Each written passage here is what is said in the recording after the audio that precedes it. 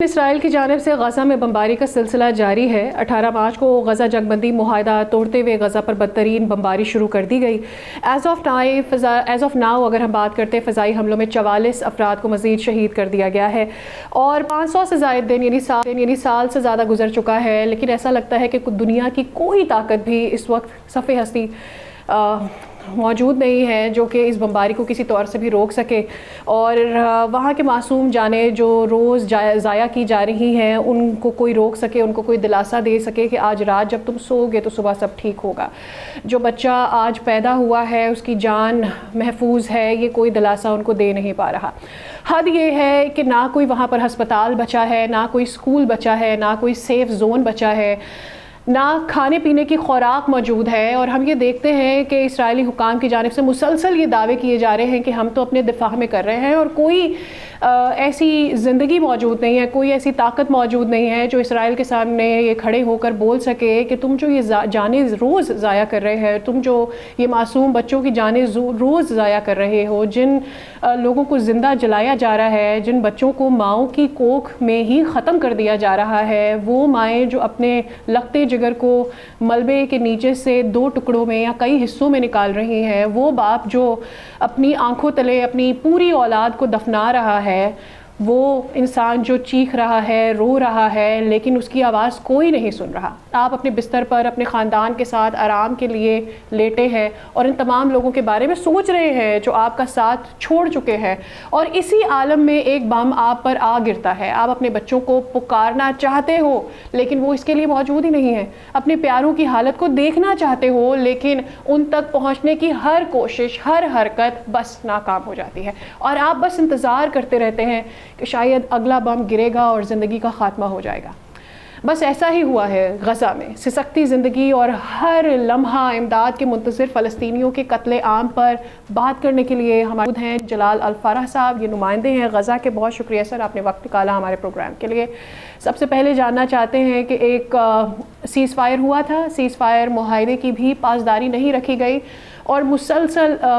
جو معصوم شہری ہے غزہ کے ان کو بمباری کا نشانہ بنایا جا رہا ہے، اور جتنی بمباری اس وقت غزہ میں کی جا رہی ہے ایسی کوئی مثال دنیا میں نہیں ملتی، نہ تاریخ میں نہ اب، جہاں اتنی بمباری کی گئی ہو، اور جس قسم کا ایمونیشن، اسلحہ اور بارود استعمال کیا جا رہا ہے اس کو روکنے کے لیے بھی کوئی آواز نہیں اٹھائی جا رہی۔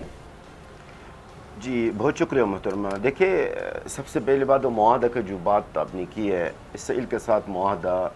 کرنا نہ ہونے کے برابر ہے۔ اسرائیل کے ساتھ اسرائیل پر بھروسہ کرنا ہی سب سے بڑی غلطی ہے، اور میں نے جتنے بھی نیوز چینلز میں میں نے اسرائیل کے عزائم اور اسرائیل کے ارادہ کے بارے میں نے پیشگوئی کی ہے، وہ بدقسمتی سے درست ثابت ہوئی ہے۔ جب یہ جنگ بند ہوئی تھی 19 جنوری اسی سال میں، جب ڈونلڈ ٹرمپ صاحب اقتدار میں آئے تھے، تو اس وقت میں نے بھی یہ پیشگوئی کیا تھا کافی نیوز چینلز میں، پاکستان کی اور انٹرنیشنل میڈیا پہ، کہ یہ جنگ بندی ایک دھوکہ ہے، صرف چند دنوں کے لیے، مہینہ ڈیڑھ کے لیے، پھر دوبارہ جنگ آغاز ہوگا اور اس سے زیادہ ہوگا۔ صورتحال اس وقت غزہ کے اندر میری بہن، اگر میں کہوں کربلا ثانی ہے، یہ بھی لفظ کم ہے۔ اگر میں کہوں قیامت صغری، یہ بھی کم، شاید یہ بھی لفظ کم ہو۔ اگر میں کہوں جہنم ہو، جس طرح ڈونلڈ ٹرمپ صاحب نے وعدہ کیا تھا کہ میں مشرق وسطی کو جہنم بنا دوں گا، تو یس ہی ڈڈ، انہوں نے کر دیا غزہ کو جہنم۔ غزہ کو انہوں نے جہنم بنا دیا، غزہ کو قبرستان بنا دیا۔ غزہ کو اس وقت، اب اگر میں آپ کو بتاؤں اور آپ کے ناظرین کو، کہ غزہ کے اندر جو صورتحال ہے، نہ ہی عربی ڈکشنری، نہ اردو، نہ انگلش میرا ساتھ دے رہے ہیں کہ میں کس طرح بیان کروں، کہاں سے شروع کروں، کیا وہاں سے شروع کروں جو اسرائیل کی اندھا دھند بمباری ہے، جو اسرائیل کے اندھا دھند زمینی حملے، ہسپتال تو ویسے بچے بھی نہیں ہیں، ہسپتالز پہ، خیموں پر ہے، جہاں سیف زون علاقے ڈکلیئر کیا گیا ہے، وہاں پہ ہمارے بچوں کو جلایا جا رہا ہے، زندہ جلایا جا رہا ہے، میری بہن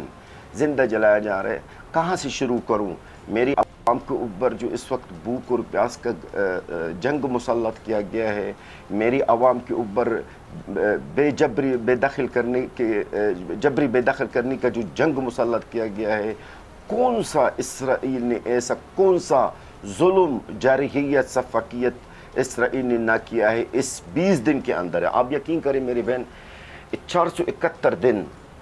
7 اکتوبر سے لے کے 19 جنوری تک ایک طرف، اور ابھی یہ جو 20 دن ہیں یعنی 18 رمضان سے لے کر آج کی تاریخ تک کے وہ ایک طرف ہے۔ اسرائیل نے اس دوران 1350 شہید انہوں نے کر دیا فلسطینیوں کے۔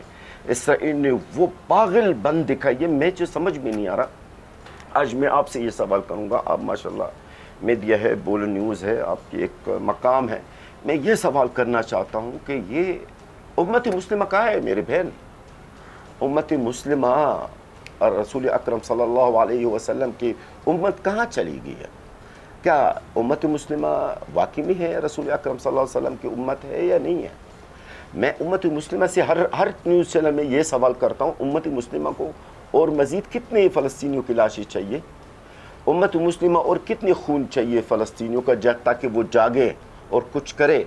امت مسلمہ کو اور کیا چاہیے کہ وہ غزہ کے عوام کو، میری عوام کو، میرے قوم کو پانی بچانے کے لیے، اور ان کو کیا چاہیے؟ امت مسلمہ محترمہ، اسرائیل کو تو کرنا ہے جو بھی کرنا ہے، کیونکہ امت مسلمہ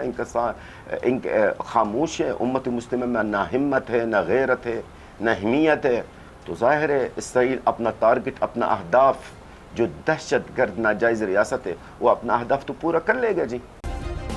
سبسکرائب کریں اور بیل دبائیں تاکہ کوئی خبر رہ نہ جائے۔